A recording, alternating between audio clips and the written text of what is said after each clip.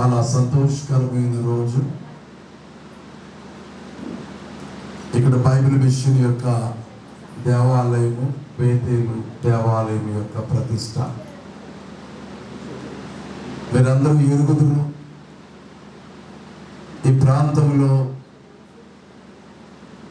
Reverend సజీవరాజు గారు వారు జీవించినటువంటి కాలంలో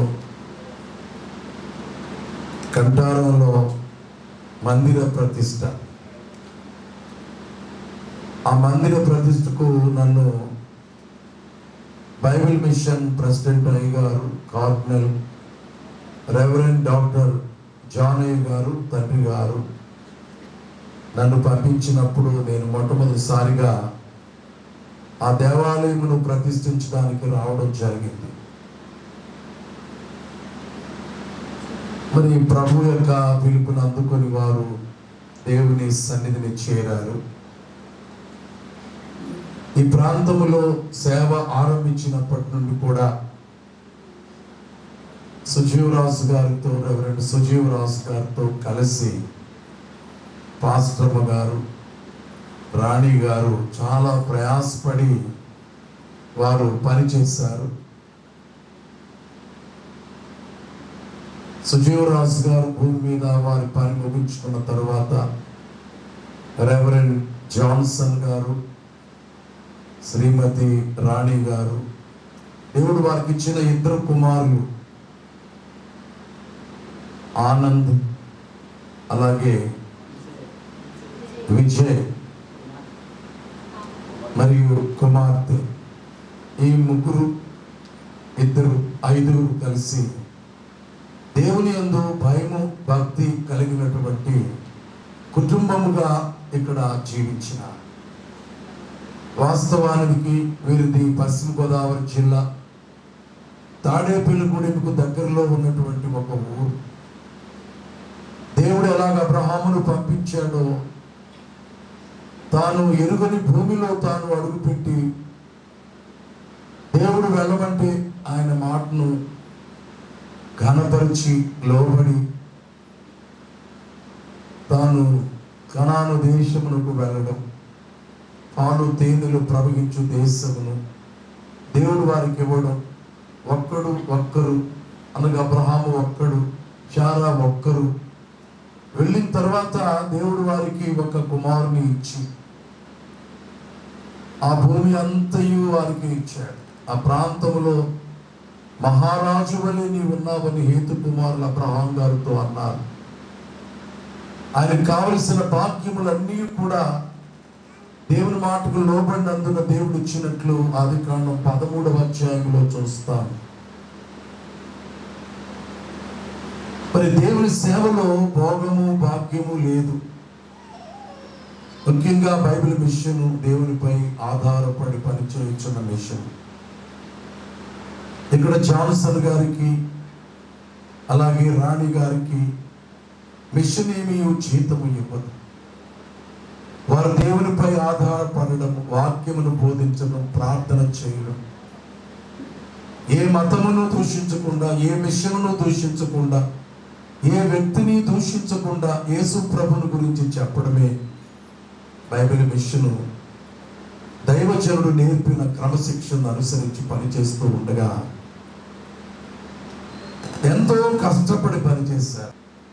ఆ రోజు కూడా చాలా మంది వచ్చారు. వారందరికీ భోజనాలు కూడా మన వారు ఏర్పాటు చేశారు. అది 2వ మందిరం మేము ప్రతిష్ట చేసినది. తర్వాత ఇక్కడ మందిరం కడుతున్నాము, ప్రతిష్ఠించడానికి రావాలని చెప్పినప్పుడు మరి పూర్తయిపోయిన తర్వాత, అంతా పూర్తయిపోయిన తర్వాత నలుగురు వచ్చేలాగా అనుకూలత చూచుకొని అప్పుడు తారీఖు ఇస్తామని చెప్పినప్పుడు ఈరోజు జూన్ 18వ తేదీ. ఆ తేదీ నిర్ణయించిన తర్వాత అన్ని దేవుడు అనుకూలపరిచాడు. వర్షము మన రాత్రి చాలా ఎక్కువగా కురిసిందని నేను కుమార్తె తెలియజేశాను. ఈరోజు ప్రతిష్ట. మేము బైబిల్ మిషన్ అంటే దేశం అంతా ఉంది, ప్రపంచ దేశాల్లో ఉంది. చాలా విస్తారమైనటువంటి పని దేవుడు అప్పగించాడు. అలాంటి పనిలో ఇది ఒక ప్రధానమైనటువంటి రోజుగాను, పనిగాను, కార్యక్రమముగాను మేము ఎంచుకొని ఇక్కడికి వచ్చాం. అయితే ఈ ప్రాంతం చూచినప్పుడు ఎంత ప్రయాసపడి ఉంటారు, ఎంతమందిని దేవుని దగ్గర తీసుకురావడానికి. కానీ మందిరాలు 3 కట్టారు, ఇంకా మరి ఎక్కడెక్కడ సంఘాలు ఉన్నవో ఆ సంఘాలు కట్టారు. ఒకప్పుడు ఈ మందిరము కేవలం పునాదిగా ఉన్నప్పుడే చూపించారు. దాన్ని చూచి ప్రార్థన చేసి వెళ్ళడం జరిగింది. దేవుని పిల్లలు విశ్వాసంతో ఏది ఆరంభిస్తారో దేవుడు దాన్ని మరలా వారితోనే పూర్తి చేయిస్తాడు. ఎందుకంటే ఆల్ఫాయు ఓమెగాయు నేనే, మొదటి వాడను కడపటి వాడను నేనే. దేవుని పేరట ప్రారంభం చేస్తే మంచి మార్గమున ఆటంకములు మాటి మాటికి వచ్చును గాని కించిత్తైనను మంచిని గూర్చి వంచిన దారి అటంచు తలంపట, మంచి చెడ్డలను గుర్తింపగల మనస్సాక్షిని ఇమ్మని దేవుని ఎంచి ప్రార్థన చేయొచ్చు స్తుతితో చేరి జీవించుడని రాశారు దైవచనం. ప్రారంభించిన పని పూర్తయింది. ఇన్ని మాటలు చెప్పినా కానీ జాన్సన్ గారు, రాణి గారు చేసిన వారి పనికి మేము చెప్పే మాటలు చాలు. అలాగే కుమార్తె 50 రోజులు ఉపవాసం ఉంటారు. అమ్మ 50 రోజులు ఎలా ఉంటావు? శరీర ఆరోగ్యము పాడవద్దు కదా. లేదు అయ్యా, నేను కూర్చుంటాను, ప్రార్థన చేయండి అని ప్రార్థనలో కూర్చుని మరలా ముగింపు అయిపోయింది. 50వ రోజున ప్రార్థన చేయించుకొని ఏ వ్రతానైతే చేపట్టానో, ఏ దీక్షనైతే చేపట్టానో దాన్ని దేవుని సహాయంతో పూర్తి చేసుకోగలిగాను. ఈ దారి పొడుగులు ఎన్నో చర్చలు ఉన్నాయి.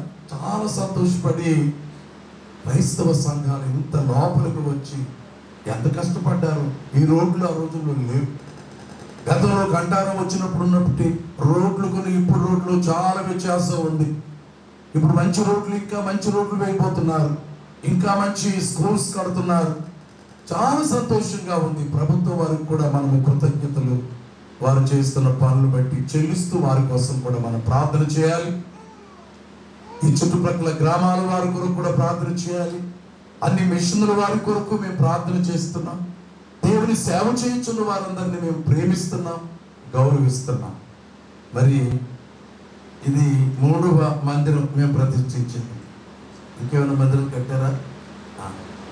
ఇంకో 4 మందిరం కట్టారు. అప్పుడు సంపూర్ణ అయిపోతుంది. ఒకవేళ మిగిలిన 4 మందిరాలకు నేను రాగలిగినా రాలేకపోయినా మా వైస్ ప్రెసిడెంట్ గారు, సెక్రటరీ గారు, జాయింట్ సెక్రటరీ గారు తప్పకుండా వస్తారు. అంత శక్తి దేవుడు ఇవ్వాలి. మెట్టుకు మీరు 7 కట్టాలి, మీరిద్దరు కలిసి. ఆనందదే ఎక్కువ చదువుకున్నాడు, సన్నగా కనబడుతున్నాడు, అందుకే కోటేసుకున్నాడు. కోటేసుకోకపోతే ఇంకా మీకు కనబడు. ఆనందం అన్నారు ఎక్కడ అనుకుంటారు. వాక్య వర్తమానాన్ని అందిస్తారు. తర్వాత గ్రీటింగ్స్ సెక్రటరీ గారు, జాయింట్ సెక్రటరీ గారు మనకు అందిస్తారు. అందరికీ మరణాత. కొంచెం గట్టిగా చెప్పండి. అందరూ సంతోషంగా ఉన్నారా? సంతోషంగా ఉన్న వారందరూ చప్పట్లు కొట్టండి.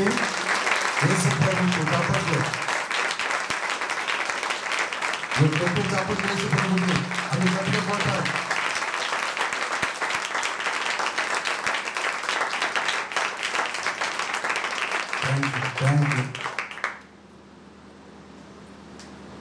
దేవుని వాక్యాన్ని చదువుకుందాం. తరువాత రాజైన దావీదు సర్వ సమాజముతో ఎలాగు సెలవిచ్చెను. దేవుడు కోరుకొనిన నా కుమారుడైన సొలొమోను ఇంకను లేత ప్రాయము కలిగిన బాలుడైనందువలన కట్టబోవు మందిరము, ఆలయము మనుషులకు కాదు, దేవుడైన యెహోవాకే గనుక ఈ పని బహు గొప్పది. చాలా పరిశుద్ధ గ్రంథములు చదువుబడిన వాక్య భాగాన్ని పరిశీలన చేయగలిగితే దావీదు మాట్లాడుతున్నాడు. నా కుమారుడు ఇంకా బాలుడుగానే ఉన్నాడు, లేత ప్రాయము కలిగిన వాడుగా ఉన్నాడు, కట్టబోవు మందిరము ఇది మనుషులకు కాదు, ఇది దేవునికి. కనుక ఈ పని బహు గొప్పది. దేవునికి మహిమ కలుగును గాక. ఏ పని బహు గొప్పది అని పరిశుద్ధ గ్రంథములో రాయబడి ఉందంటే దేవుని మందిరం యొక్క పని బహు గొప్పది. దేవునికి మహిమ కలుగును గాక. ఘనమైనదని పరిశుద్ధ గ్రంథములో వివాహముల గురించి రాయబడి ఉంది. అలాగే ఘనమైనదని ఆదివారపు ఆరాధన విశ్రాంతి దినముల గురించి కూడా రాయబడి ఉంది. నేను బహుగా ప్రయాసపడి నా దేవుని మందిరమునకు కావలసిన బంగారపు పనికి బంగారమును, వెండి పనికి వెండిని, ఇత్తడి పనికి ఇత్తడిని, ఇనుము పనికి ఇనుమును, కర్ర పనికి కర్రను, గోమేధికపు రాళ్లను, చెక్కుడు రాళ్లను, వింతైన వర్ణములు గల విలువగల రాళ్లను, మిక్కిలి వెలగల రాళ్లను, నానావిధ రత్నములను విశేషముగా సంపాదించుకుని. దేవునికి మహిమ కలుగును గాక. దేవుని మందిరం యొక్క పని బహు గొప్పది కనుక దావీదు ఏం చేశాడు? ఆ మనుషుడు చాలా మంచి ఉద్యోగం చేశాడా మానేశాడా? ఎందుకు మానేశాడు? పనిని జరిగించడానికి తన ఉద్యోగమును మానివేశాడు. 21వ వచనం. ఆ ప్రకారము మేము పని ఆశపడ్డ కారణం ఏంటంటే మందిరపు పని మిక్కిలి గొప్పది. 2:18 నెహెమ్యా గ్రంథము. ఇవియుగాక నాకు సహాయము చేయు దేవుని కరుణాహస్తము గూర్చియు రాజు నాకు సెలవిచ్చిన మాటలన్నీ నేను వారితో చెప్పి తిని, అందుకు వారు మనము కొట్టుటకు పూనుకొందము రండి చెప్పి ఈ మంచి కార్యము చేయుటకు బలము తెచ్చుకుని. దేవునికి మహిమ కలుగును గాక. మందిరం యొక్క పనులు, మందిర నిర్మాణముల గురించి వారు ఏమన్నారు? ఈ మంచి కార్యములు. మంచి కార్యాలు ఏంటి? దేవుని మందిరము నిర్మాణము చేయడం అనేది మంచి కార్యము. ఈ మంచి కార్యము అనగా దేవుని మందిరపు పని చేయడానికి వారు ఏం తెచ్చుకున్నారు? బలం తెచ్చుకున్నారు. ఏం తెచ్చుకున్నారు? బలం తెచ్చుకున్నారు. మనము కూడా దేవుని సేవ చేయడానికి, పరిచయం చేయడానికి, మందిరములో పనిచేయడానికి మనం సాకులు చెప్పకూడదు. ఏం చేయాలి? మనం దేవుని పని కొరకు బలం తెచ్చుకుని దేవుని పని చేయాలి. అర్థమవుతుందని సైన్యములకు అధిపతి యెహోవా సెలవిచ్చుచున్నాడు. ఈ స్థలమందు నేను సమాధానము నిలుప అనుగ్రహించదను. ఇదే సైన్యములకు అధిపతి యెహోవా వాక్కు. దేవునికి మహిమ కలుగును గాక. ఇంత గొప్పదైన మందిరములోనికి మనము రావడము ద్వారా, దేవునితో సహవాసము చేయడము ద్వారా, మందిరములో అనుభవాన్ని కలిగి ఉండడం ద్వారా దేవుడు మనకి ఆశీర్వాదాలు. ఒక ఆశీర్వాదం ఏంటంటే సమాధానము. ఏమిస్తాడు? మనకి సమాధానం ఇస్తాడు. చాలా మంది మా సంఘ కాపరి దగ్గరకు వచ్చి, అయ్యగారి దగ్గరకు వచ్చి ఓ కంప్లైంట్ ఎక్కువగా చేస్తారు. ఏమని? మా ఇంటిలో సమాధానము లేదు. ప్రతి ఇంటిలో సమాధానము అనేది పెద్ద ప్రశ్నగా కనబడుతుంది. యేసుక్రీస్తు వారు పుట్టినప్పుడు దూతలు ఏమని స్తుతించారు? సర్వోన్నతమైన స్థలములలో దేవునికి మహిమయు, ఆయనకి ఇష్టమైన మనుషులకు భూమి మీద సమాధానము కలుగును గాక. ఎవరికి? ఆయనకి ఇష్టమైన మనుషులకు. ఎవరు పడితే వాళ్ళకి సమాధానం కాదు. ఎవరైతే దేవుడు ఇష్టపడుతున్నాడో ఆయన ఇష్టపడే మనుషులకు సమాధానము. దేవుడు ఎవరు ఇష్టపడతాడు? మందిరానికి వచ్చిన వారుగా, రాని వారుగా, ఇంట్లో ఉన్న వారిగా, మందిరంలోకి వచ్చిన వారుగా, టీవీ చూసేవారుగా, దేవుని వాక్యం వినేవారుగా, సీరియల్ చూసేవారుగా, వాక్యం వినేవారుగా. కనుక మందిరానికి వచ్చేవారికి దేవుడు ఏమిస్తాడు? ఎలాగనగా మనకు శిశువు పుట్టెను, మనకు కుమారుడు అనుగ్రహించబడిన భుజం మీద రాజ్యభారం. ఆశ్చర్యకరుడు, ఆలోచనకర్త, బలవంతుడైన దేవుడు, నిత్యుడగు తండ్రి, సమాధానకర్తయగు. సమాధానకర్త అధిపతి అతనికి పేరు. సమాధానకర్తగా దేవుడు సాతాను ఈ సన్నిధికి రావడం ద్వారా మీ కాళ్ళ కింద శీఘ్రముగా చిరుద్రొక్కి మీకు ఏమనిస్తాడండి? సమాధానం ఇస్తాడు. దేవునికి మహిమ కలుగుతాడు. యేసుక్రీస్తు వారు చనిపోయి శిష్యులకు కనబడినప్పుడు వారు పోతామని భయపడ్డారు. అప్పుడు ఏమన్నాడు దేవుడు? మీకు సమాధానము కలుగును గాక. ఏమన్నాడు? మీకు సమాధానం. మందిరానికి వస్తే మనకి ఏం కలుగుతుంది? సమాధానం కలుగును గాక. ఈ ప్రత్యేకమైన సమయాన్ని ఇచ్చిన బైబిల్ మిషన్ ప్రెసిడెంట్ అయ్య గారు, అపోస్తులు రెవరెండ్ డాక్టర్ పి సజీవరాయ్ గారికి నా ప్రత్యేకమైన వందనాలు. అలాగే వైస్ ప్రెసిడెంట్ అయ్య గారికి, సెక్రటరీ గారికి నా ప్రత్యేకమైన వందనాలు.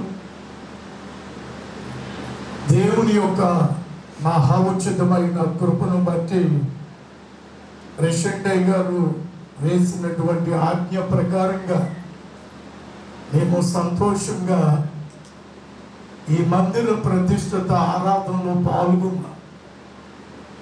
మరి ముఖ్యంగా రెవరెండ్ జాన్సన్ గారిని, రాణి గారిని మరి నేను అభినందిస్తున్నాను. నవీన కాలంలో దేవుని పరిచర్య చేయడానికి చాలామంది సిటీలు, పెద్ద పెద్ద నగరాలు, వాటిని వీటిని ఎన్నుకుంటూ ఉంటారు. కానీ ఈ రిమోట్ ప్లేస్ అంటే ఈ పర్వతాలు ఎక్కుతూ, కాలినడకతో నడుస్తూ, శ్రమ పడుతూ, ఆత్మల రక్షణ భారంతో ఈ ప్రాంతంలో దేవుని యొక్క పరిచర్య చేయడం కాదు, కానీ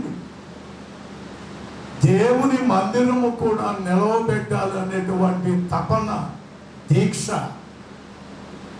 వారు కలిగి ఉండుటను బట్టి నేను వారిని అభినందిస్తున్నాను. ప్రభు పేరిట దేవుడు వారి సేవ పరిచర్య దేవుడు వృద్ధి చేసి అభివృద్ధిలోనికి నడిపించును గాక.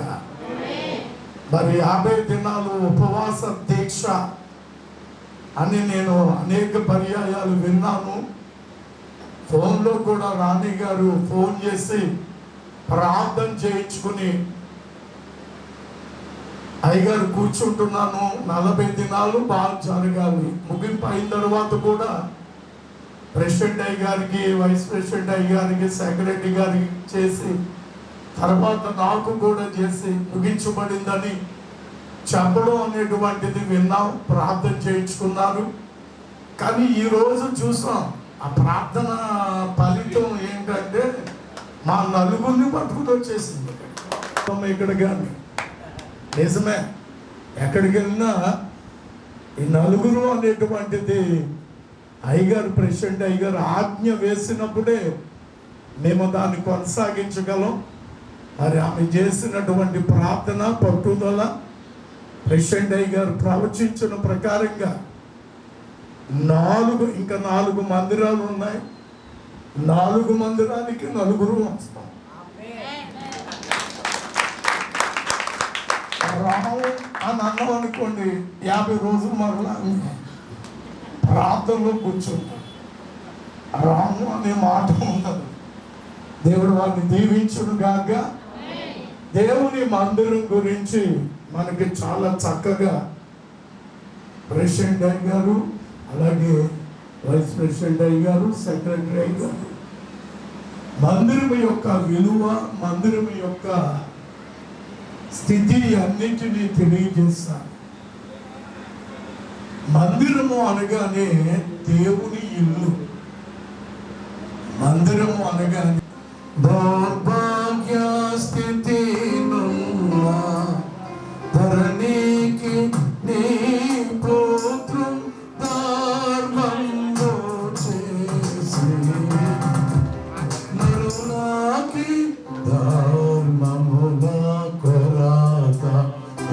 చెడు సర్వ వరముల మాచిన కరము జాగాలి స్తుతియు మహిమయు నీకే స్తుతికి వితాకి కాతవై కలయు మాదేవా.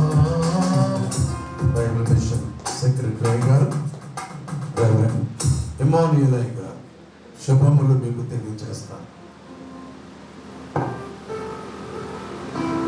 దేవుని నామానికి మహిమ కలుగును గాక.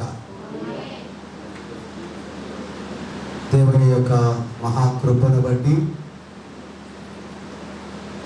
ఈ గ్రామంలో బైబిల్ మిషన్ మందిరం దేవుని నిర్మించుకున్నారు. దేవునికి ఘనత కలుగును గాక. చాలా కాలం క్రితం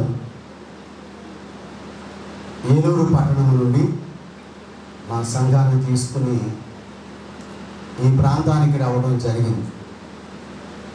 ఈ గ్రామం వచ్చాము. గ్రామంలో ఉన్న ప్రతి ఇంటికి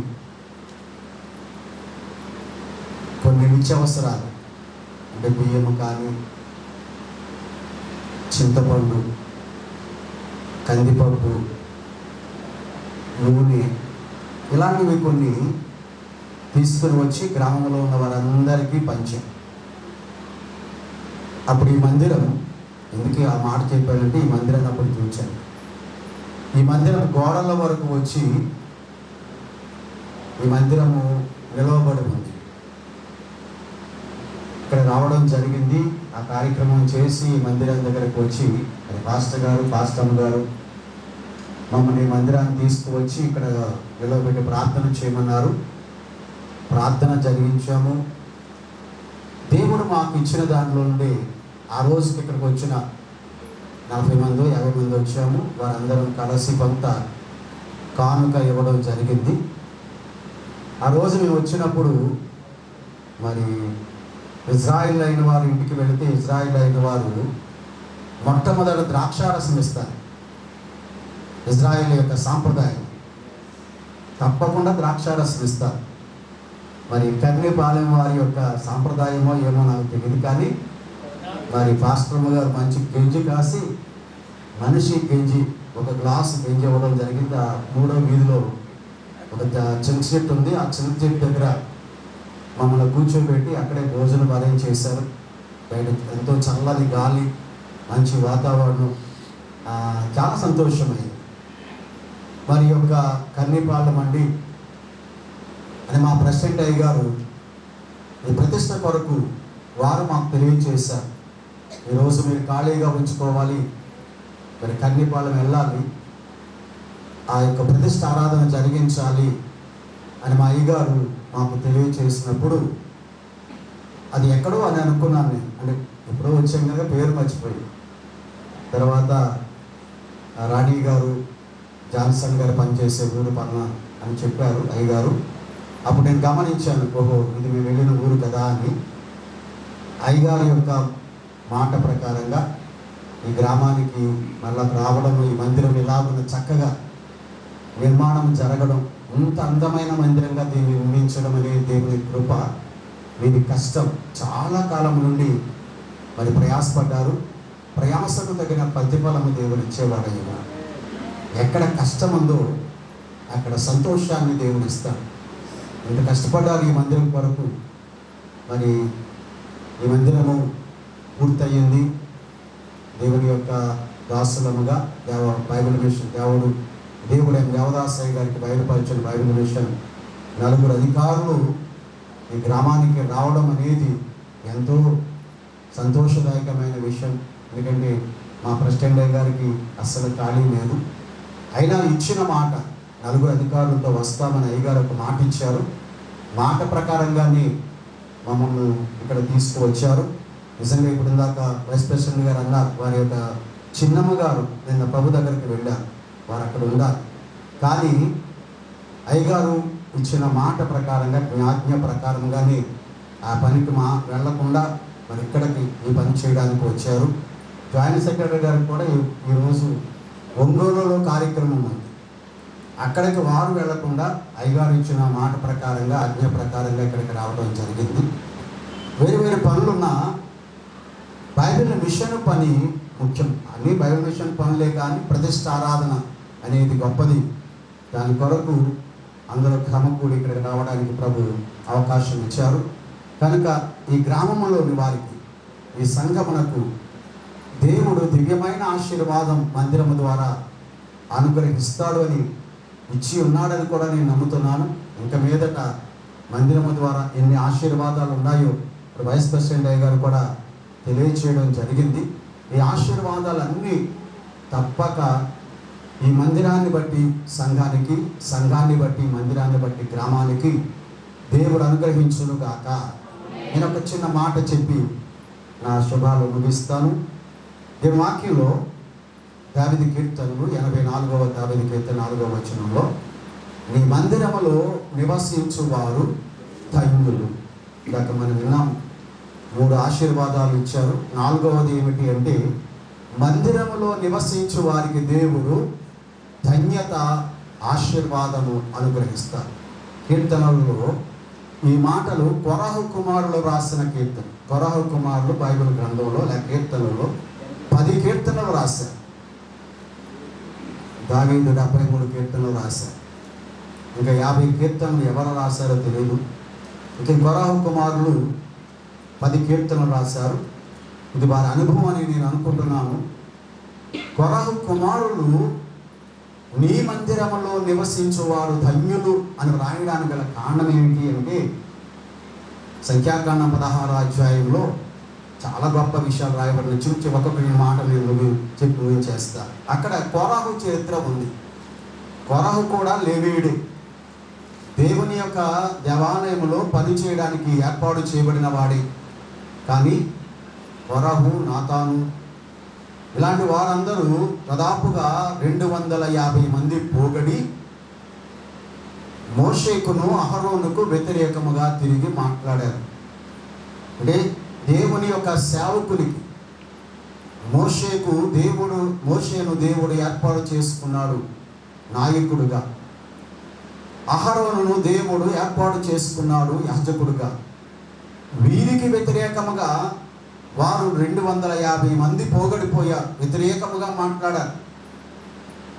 దేవుని దాసులకు, దేవుని ఏర్పాటుకు వ్యతిరేకంగా మాట్లాడిన వారి విషయంలో దేవుడు ఊరుకోడు. అందుచేతనే క్లుప్తంగా ముగిస్తున్నాను. అందుచేత దేవుడు వారికి శిక్ష విధించాడు. కొరహుకు వారికి సమ్మతించిన వారు, వారి కుటుంబాలన్నీ కూడా భూమి నెరవిడిచి భూమి మింగివేసని దేవుని వాక్యంలో వ్రాయబడి ఉంది. 16వ అధ్యాయంలో మనం చూస్తున్నాం. సంఖ్యాకాండం 26వ అధ్యాయము 10వ వచనంలో మనం చూసినట్లయితే, కొరహు కుమారులు చావలేదు అని ఉంది. అక్కడ కొరహు కోసం సహకరించిన 250 మందికి, కొరహు కుటుంబం అంతరికి, చిన్న పిల్లల మొదలు వృద్ధుల వరకు ఉన్న వారందరినీ భూమి నెరవిడిచి మింగివేశాను. దేవుని ఉగ్రత వారిపైకి దిగివచ్చి. కానీ కొరహు కుమారులు చావలేదు అంటే బ్రతికున్నారు. కొరహు చనిపోయాడు. కుమారులు ఎందుకు చనిపోలేదంటే, కొరహు కుమారులు దేవుని మందిర పరిచర్యలో ఉండిపోయి మందిరంలో ఉన్నారు. అందుకే ఆ మాట రాశారు, నీ మందిరములో నివసించువారు ధన్యులు. అంటే మందిరములో ఉన్నవారికి ఉగ్రత, దేవుని ఉగ్రత నుండి దేవుడు తప్పించగలిగిన వాడని నేను వాక్యం ద్వారా మీకు మనవి చేస్తూ ఉన్నా. బేతేలా ఈ మందిరం పేరు. ఈ బేతేలు మందిరములోనికి వచ్చిన వారందరికీ దేవుని ఉగ్రత నుండి దేవుడు తప్పించి దివ్యమైన ఆశీర్వాదాలు అనుగ్రహించి నడిపించును గాక. యేసు ప్రభు కాలంలో కూడా నడుము వంగిపోయిన స్త్రీ మందిరములోనికి రాగా దేవుడు అద్భుతమైన స్వస్థత ఆ నడుము వంగిపోయిన స్త్రీకి అనుగ్రహించినట్లు వాక్యంలో ఉంది. అందుచేత ఒకటి ఉగ్రత, దేవుని ఉగ్రత నుండి తప్పించడం అంటే రేపు రాబోతున్న 2వ రాకడలో ప్రభు మధ్యాకాశానికి వస్తాడు కనుక ఈ మందిరములో ఉన్నవారు వాక్యం చేత, ప్రార్థనల చేత బలపరచబడి ఉగ్రతను తప్పించి మేఘంలో ప్రభువును కలుసుకునే ధన్యత. రెండవది, ఈ మందిరంలోనికి వచ్చిన వారికి దేవుడు అద్భుతకరమైన స్వస్థతలు అనుగ్రహిస్తాడు. స్వస్థత ఇచ్చేవాడు దేవుని యొక్క ఉగ్రత తప్పించి మేఘం ఎక్కించిన సిద్ధపరిచేది మందిరం. కనుక ఈ మందిరానికి వచ్చి ఈ ఆశీర్వాదాలు పొందాలని దేవుని దాసునిగా సెలవిస్తూ మనవి చేస్తూ, ఆశీర్వాదములతో ఈ మందిరములో ఉన్న సంఘము, మందిరము నిలవబడిన ఈ గ్రామము దీవించబడును గాక. ఆమేన్. ఈ మంచి అవకాశం నాకు ఇచ్చిన ప్రెసిడెంట్ అయ్య గారికి నా మన్నత. నీ మందిరం అతి సుందరం, నీ తేజస్సు నిలిచే మధుర స్థలం. నీ మందిరం అతి మనోహరం, నీ మనసు ఉండే మహిమ స్థలం. నీ మందిరం అతి సుందరం, నీ తేజస్సు నిలిచే మధుర స్థలం. నీ మందిరం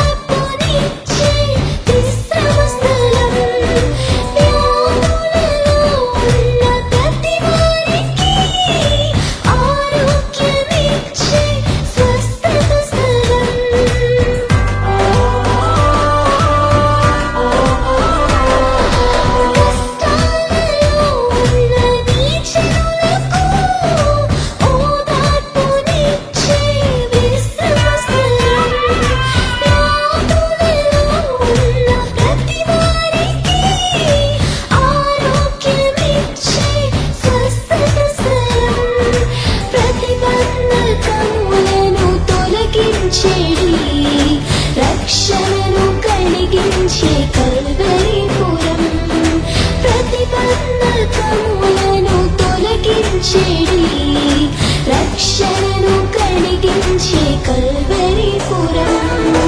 నీ కృపను పొందే కృపగల స్థలం, నీ ప్రేమ పొందే కరుణాస్థలం. నీ కృపను పొందే కృపగల స్థలం, నీ ప్రేమ పొందే కరుణాస్థలం. నీవు కోరుకున్న ఈ మందిరం, నీ నామఘనతకు ఈ మందిరం. నీ మందిరం అతి సుందరం, తేజస్సు నిలిచే మధుర స్థలం. నీ మందిరం అతి మనోహరం, నీ మనసు ఉండే మహిమ స్థలం.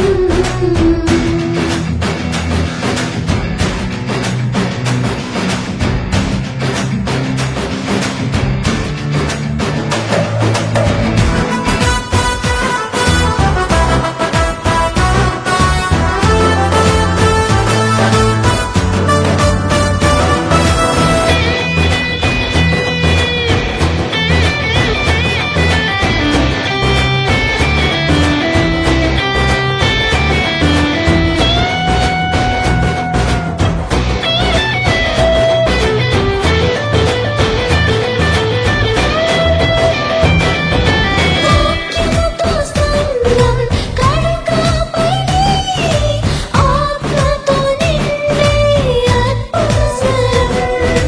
క్రీస్తు పోలికలో మార్చబడి, సంపూర్ణతను పొందే ప్రార్థన స్థలం.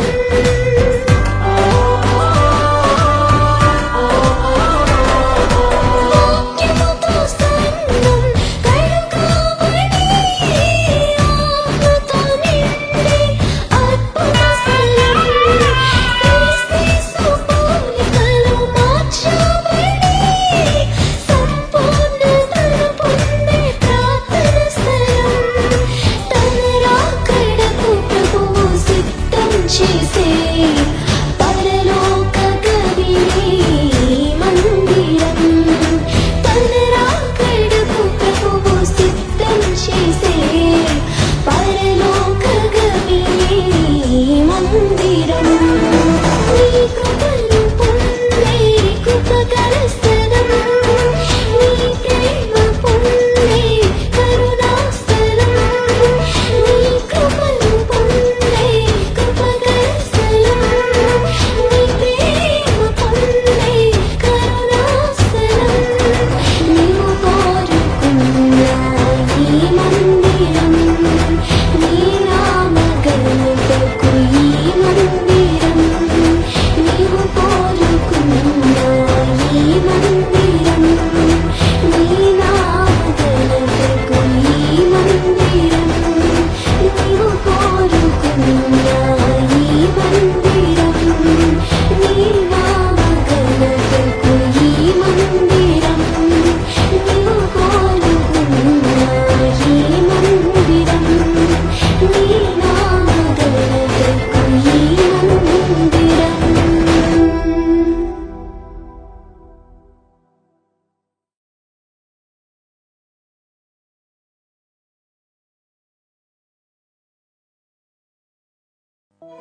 ప్రియ సహోదరి సహోదరుడా, మీ అందరికీ ప్రేమపూర్వక వందనాలు. దేవుడు నీకు నెమ్మది, సమాధానం, స్వస్థత, నిత్య జీవం ఇచ్చే స్థలమే దేవుని మందిరం. ఎందుకంటే ప్రతి నిత్యం ఆయన దృష్టి, ఆయన మనస్సు, ఆయన నామము అచ్చట ఉండును. ఈ పాట ద్వారా పరిశుద్ధాత్మదేవుడు ఆయన మందిరంలో నిన్ను ఆదరించి, ఓదార్చి, నీ ప్రార్థన అంగీకరించి, నీ కన్నీరు తుడిచి, నిన్ను ప్రభువు రాకడికి, రక్షణలోకి నడిపించి సిద్ధపరచునుగాక. Amen, amen, amen.